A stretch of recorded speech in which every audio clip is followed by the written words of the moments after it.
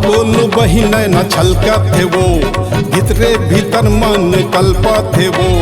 का बोलो बहिन न छलका थे वो, भीतरे भीतर मन कल्पा थे वो। मोला तोर भी ना जीना जैसे जल भी ना मीना जीव तड़पा थे वो।